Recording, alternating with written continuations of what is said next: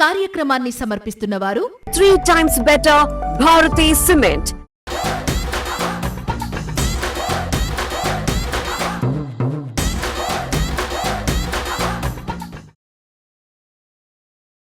అందరికీ నమస్తే. గరం గరం వార్తలకి స్వాగతం. ఇయాల కూడా మీకోసం చాలా వార్తలు పట్టుకొచ్చినాం. అంతకంటే ముందుగాల హెడ్లైన్స్. దావకాండ్ల దొంగతనం చేస్తున్నారు ఫోన్లు, పైలం బెడ్ల మీద ఉన్న పేషెంట్లు, ట్రాఫిక్ సాకు చెప్పి ఆఫీస్ ఎగ్గొట్టిన రాజేష్. ట్రాఫికే నన్ను వార్త దేనిస్తలేదు, ఆఫీస్కు రానిస్తలేదు.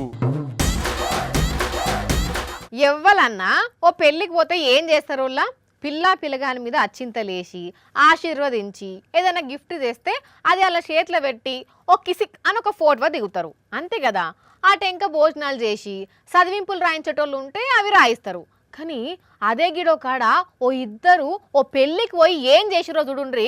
ఇక అటెంక ఏమైందో మీకే తెలుస్తుంది. పిలువని పెళ్లి ఎయ్యని ఇస్తారి అంటారు. అసొంటి పెళ్లికి పోయిన ఇద్దరు బద్మాష్ గాళ్ళు డైరెక్ట్ పెళ్లి కొడుకునే కత్తితోని కస్స ఒడిచి ఇట్లా బండి మీద పారిపోవట్టిండ్రు. పట్టుకుందామన్నా దొరకలేదు, కత్తితోని బెదిరించి మరీ పోయిండ్రు. మరి వీళ్ళు ఈ పట్టుకుందామని ప్రయత్నం చేసిన వాళ్ళ దగ్గర నుంచి తప్పించుకున్నారు కానీ డ్రోన్ కెమెరా నుంచి తప్పించుకోలేరు కదా. అందుకే ఆ పెళ్లిలనే డ్రోన్ ఎగరేసే కెమెరా అన్న వీళ్ళను ఇట్లా 2 కిలోమీటర్ల డ్రోన్ తోని అంటబడ్డాడట. ఇప్పుడు ఈ వీడియో సాక్ష్యంతోనే పోలీసులు కేసు రాసుకున్నారు. ఇది మహారాష్ట్రలో ముచ్చట.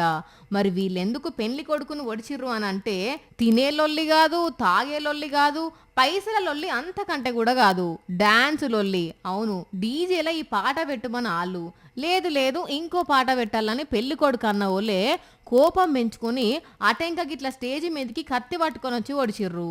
దెబ్బకు ఆడున్నోళ్ళు భయపడ్డారట మొదలు. అటెంక పట్టుకుందామని చూస్తే వాళ్ళని కూడా బెదిరించి తప్పించుకున్నారు. కానీ ఆ డ్రోన్ కెమెరా అన్న అయితే భలే ఎంటబడ్డాడు కదా కెమెరాతోని. ఒకప్పటికి ఇప్పటికి పెట్రోల్ రేట్లు ఎంత పెరిగినాయో తెలుసు కదా నుల్లా. ఆ రేట్ల దెబ్బకు చిన్న పండ్లకు బండ్లు తీయాలంటేనే భయపడిపోతున్నారు కొందరైతే. మరి గంత ధరగల్ల పెట్రోలు గింత కింద పోతే ఎంత బాధ అనిపిస్తుంది. అమ్మో, లీటరు 100 రూపాయల మీదనే ఉన్నది, పుక్కట్లకు వస్తుందా అని మస్తు లొల్లి పెట్టారా. అయితే ఈడొక మోతెబడుతుండ్రి, పెట్రోల్ పోతుంటే లొల్లి లేదు, బాధ లేదు, భయం లేదు, ఉల్టా ముషి నవ్వులు నవ్వుతుండు. జీబును నీళ్లతోని వాషింగ్ చేస్తారు కానీ ఈ మూతెవరు ఎందులో పెట్రోల్ తోని వాషింగ్ చేద్దామని చూస్తుండా. ఎట్లా ఏమొక పెట్రోల్ బంకులనే పంపు గన్ను తీసుకొని ట్యాంకుల పెట్రోల్ కొట్టకుండా జీబు మీద పోస్తున్నాడు. అగో ఈయనకేం పోయే కాలంలో ఇంకా కింద కూడా పోస్తున్నాడు. ఓవర్ యాక్షన్, దీన్నే ఓవర్ యాక్షన్ అంటారు. ఇంకా నాటుగా చెప్పాలంటే బల్బ్ అంటారు. మరి లేకుంటే ఎందులో అంత ధరగల్ల పెట్రోల్ను ఆ బండిలో పోసుకోకుండా రీల్స్ పిచ్చితోని ఇట్లా కింద కొడుతున్నాడు. పుసుక్కున పోసే టైంలో నిప్పంటుకుంటే ఏంది పరిస్థితి? ఆ బంకోళ్ళన్నా పట్టించుకోవద్దా? ఈయన పేరు ప్రదీప్ డాకా, ఢిల్లీలో ఉంటాడు. సోషల్ మీడియాలో వైరల్ కావాలని ఇట్లాంటి పనులు చేస్తుంటాడట. మునుపు ఇట్లానే రీల్స్ కోసం రోడ్ల మీద స్టంట్లు చేసి ఫైన్లు కట్టిండట, బారికేడ్లు కాల్చి అరెస్ట్ కూడా అయిందట. ఇప్పుడు ఈ పని చేసిండు.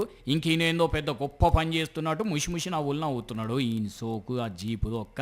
మరి ఇప్పుడు పోలీసులు ఏం చర్యలు తీసుకుంటారో ఈయన గారి మీద, కానీ ఇంకోసారి ఇట్లాంటి కథలు పడకుండా చూడండి సారు అని అంటున్నారు. ఈయన అతిని చూసి అవాక్కైన పబ్లిక్. ఇసుక మాఫియా, లిక్కర్ మాఫియా, మట్టి మాఫియా గురించి ఈయనే ఉంటారు. అయితే పంక్చర్ మాఫియా పేరు ఎప్పుడన్నా నిన్నరా అనుల్లా? ఇదేంది పేరు గమ్మత్తుకున్నది, ఎప్పుడు ఇన్లే అంటారా? శతకోటి దరిద్రాలకు అనంత కోటి ఉపాయాలు అన్నట్టు మందిని ఆగం చేసి పైసలు కమాయించేందుకు కొంతమంది పోరంబోకులు చేసే లత్కోర్ పనే ఈ పంక్చర్ మాఫియా. ఈ వీడియో చూస్తే మీకే మొత్తం అర్థమవుతుంది. కర్ణాటక రాష్ట్రం తుముకూరు బెంగళూరు రూట్లో ఉన్న ఫ్లైఓవర్ ఇది. కొంతమంది దోస్తులు బండ్ల మీద పోవుకుంటా ఈ ఫ్లైఓవర్ మీదకి రాగానే అందులో ఒకళ్ళ బైక్ టైర్ పంచర్ అయిందట. వాళ్ళకేదో డౌట్ వచ్చి బండి దిగి చూసి షాక్ అయినరు. ఆ ఫ్లైఓవర్ మీద అక్కడక్కడ కొన్ని మూలలు అవుపడ్డాయట. ఇక్కడ ఇవెందుకున్నాయి అని డౌట్ వచ్చి పోలీసులకు ఫోన్ కొట్టిండ్రట. వాళ్ళు రాగానే ఆ మూలలన్నీ ఏరి వాళ్ళకు చూపెట్టిండ్రు. ఎవరో కావాలనే ఈ ఫ్లైఓవర్ మీద మూలలు చల్లుతున్నారని, ఇదంతా పంచర్ మాఫియా పనే కావచ్చని వెంటనే యాక్షన్ తీసుకోవాలని కంప్లైంట్ చేసిరట. ఇదంతా వీడియో తీసి సోషల్ మీడియాలో పెట్టేసరికి వీడియోను చూసి ఈ పంచర్ మాఫియా పాడుగాను ఇదేమన్నాలముల్లా గింత ఘోరమా, అర్జెంట్ పని మీద పోతున్నప్పుడు టైర్ పంచర్ అయితే సుక్కలు అవుపడతాయి, పోలీసులు తొందరగా పంచర్ మాఫియా గాలని దొరకబట్టి ఆ మూలల మీదనే నడిపియాలి అనుకుంటా కామెంట్లు పెట్టబట్టిరు నెటిజన్లు. బాగా ఇబ్బంది అవుతుంది, చెప్పున వార్త తీసుకురాని ఎన్నిసార్లు చెప్పినా అసలు పనే శాత కాదు మన రాజేష్కు. పోనీ ఇయ్యాలన్న టైంకి తెస్తాడేమో అంటే పత్తకు లేడు. అగో చికిరి చికిరి అనుకుంటే చెకోడి కథలు పడుతున్నాడు. ఓ మనిషి, ఈ మంచి రీల్ చెడిపోయింది నువ్వు చేయబట్టి. నేను ఏం చేయమన్నా నువ్వేం చేస్తున్నావు? ఇంకేదన్నా రీల్ చేయమన్నావా నువ్వు? రీల్స్ గురించి కాదు, న్యూస్ గురించి అడుగుతున్నా. అసలు ఆఫీస్కి ఎందుకు రాలేదు ఇయ్యాల? వద్దామని అనుకున్నా. మరి ఎందుకు రాలే? అనుకున్నా అన్న, వస్తా అనలే కదా. కథలు పడుతున్నావా? ఒక్క నాడన్నా చక్కగా పని చేయవా? నాకు మాత్రం నెలంతా పనిచేసి 30 రోజులకు 30 వార్తలు తేవాలి, మంచి పేరు తెచ్చుకోవాలి, జీతం పెంచుకోవాలి, ప్రమోషన్ కొట్టాలి అని ఉండదా బాని? ఏది మరి ఒక్క నాడన్నా వాటి తెచ్చిన పాపాన పోలేదు. నేను తెద్దామని అనుకుంటా, కానీ నన్ను తేయకుండా చేస్తున్నది. లేకుండా చేస్తున్నదా? ఎవరయ్యా అది? ట్రాఫిక్. ట్రాఫికా? ట్రాఫికే నన్ను వార్త దేనిస్తలేదు, ఆఫీస్కు రానిస్తలేదు. ట్రాఫిక్ వార్తకు ఆఫీస్కు ఏ సంబంధం అసలు?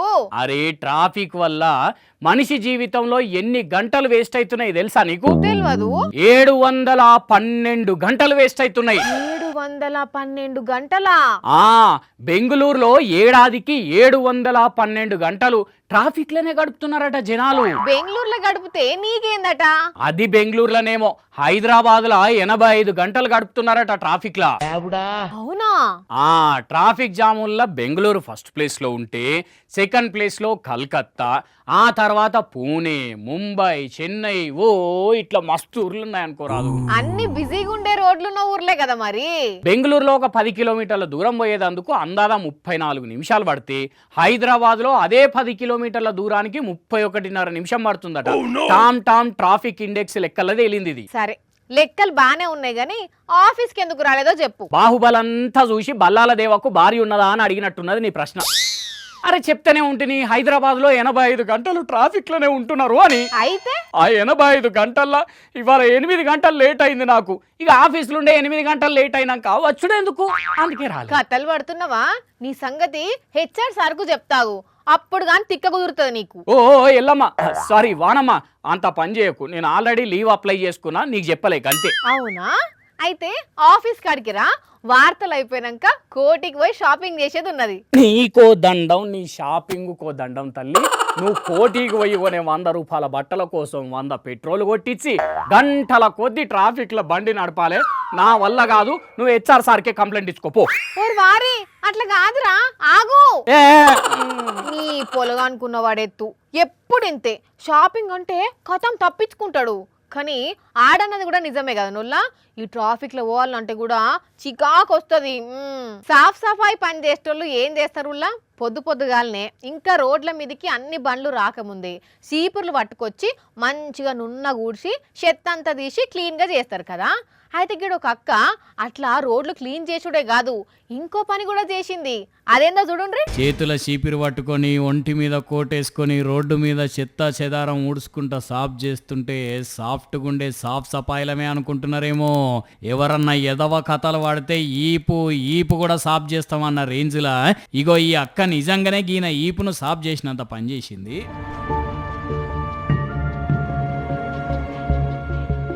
చేతులున్న చీపిరి తిర్రమ రేసి మరీ దంచింది కదా అంటే దెబ్బకు బండి షాల్ చేసుకొని వెళ్ళిపోయిండు ఆడికించి. ఇంతకేమైంది మరి అంటే, చెన్నైలో ఉన్న అడయార్ బ్రిడ్జి దగ్గర ఈమె పని ఈమె చేసుకుంటుంటే పక్కకే ఈయనేదో రోత పని చేసిండని చెప్పి ఇగో ఇట్లా దంచింది. నిజంగా ఇంకొద్దిసేపు ఆన్యం ఉంటే ఇంకా ఇయ్యరమయ్యర దంచేది. ఇట్లా కొడుతున్నప్పుడు ఉల్టా ఏం మాట్లాడకుండా వెళ్ళిపోయిండట. అంటే ఈయన ఫ్యూచర్ ఏందనేది ఈయనకు అర్థమయ్యే ఉంటది, అందుకే వెళ్ళిపోయి ఉంటాడు. అయినా రోత పనులు చేసుడెందుకు, ఇట్లా రోడ్ల మీద తన్నులు తిని ఇజ్జత్ తీసుకునేందుకు కొంచెం అన్న ఉండాలి. బ్యాంకుల దొంగతనం చూసినావు, గోల్డ్ దుకాణంల దొంగతనం చూసినావు, కిరాణం కొట్టుల దొంగతనం చూసినావు, టీ కొట్ల దొంగతనం చూసినావు, వైన్స్ల దొంగతనం చూసినావు కదా. కానీ ఎప్పుడన్నా దవాఖాన్ల దొంగతనం చూసిర్రా అంటున్నా. అగో దవాఖాన్ల దొంగతనం ఏముంటది, అక్కడంతా పేషెంట్లే ఉంటారు అంటారా? పేషెంట్లందరూ ట్రీట్మెంట్ తీసుకొని ఎవరి బెడ్ మీద అల్లు సొక్కిపోయి వండుకుంటే ఇదే సందని దవాఖానలకు దర్జాగొచ్చి ఫోన్ కొట్టేసిండు ఇగో ఈ దొంగోడు. చూడుండ్రి ఎంత తెలివితోని ఎవ్వరికి మేల్క రాకుండా దవాఖాన వాడ్ల అటు ఇటు తిరిగి ఎట్లా ఫోన్ మాయం చేసిండో కథం అయిపోయి ఇంకే ఉన్నది జేబులో పెట్టుకున్నాడు. అరకులోయ దవాఖానలో జరిగిన దొంగతనం ఇది. మరి గింతగానం దొంగతనం జరిగితే సిబ్బంది ఆడబోయినరో గాని పానం బాలేక దవాఖానకు వచ్చిన పేషెంట్ ఫోన్ అన్యాలంగా పోయింది. కానీ ఇదే ఇక్కడ పెద్ద మొత్తంలో డబ్బులు లేకుంటే చిన్న పిల్లల్లో ఎత్తుకపోతే ఎంత ఆగం కథ ఉండేదిలా. మరి వీడు ఎవడో ఎక్కడుంటాడో ఎట్లా దవాఖానకు వచ్చిండో గాని గింత దర్జాగొచ్చి ఫోన్ ఎత్తుకపోయిండ అంటే చాలా రోజులే ఇక్కడ రెక్కి చేసినాలే. ఇక ఈ దొంగతనం ఇటు ఉంచితే ఇటు నరసాపురం దగ్గర చూడుండ్రి ఒక అన్న బ్యాంక్ లో డబ్బులు డ్రా చేసి బైక్ లో పెట్టి టిఫిన్ చేసేందుకు హోటల్ పోతే ఒక బద్మాష్ గాడు ఎంత ఈజీగా కొట్టేసిండు. అన్యాలం పాడుగాని చూసిర్రానుల్లా కళ్ళు మూసి తెరిచేంతల్ని కొట్టేసిండు. మళ్ళా కనబడకుండా పోయిండు. 2 లక్షల రూపాయలు పోయినాయట. పోలీసులు కేసు రాసుకొని విచారణ చేస్తుర్రట. కానీ అమ్మలు అక్కలు అన్నలు జర పైసలు ఉన్నప్పుడు పైలంగా దాచుకోండ్రి. గీసోంటి గోషిగాళ్ళు గల్లీకి ఒక్కడు తిరుగుతున్నాడు. పైసలు పోయినాక ఎంత ఏడ్చినా రావు, ఎంత మొత్తుకున్నా రావు. జర జాగ్రత్త, సరేనా? చూసిరు కదా, ఇవి ఇవాల్టి గరం గరం వార్తలు. మళ్ళొచ్చే ఎపిసోడ్లో ఇంకిన్ని గరం గరం వార్తలతో కలుద్దాం. మన టైం అయితే గుర్తుకున్నది కదా, రాత్రి 8:30కు మళ్ళా పొద్దుగాల 8:30కు. మర్చిపోకుండా చూడుండ్రి. టాటా.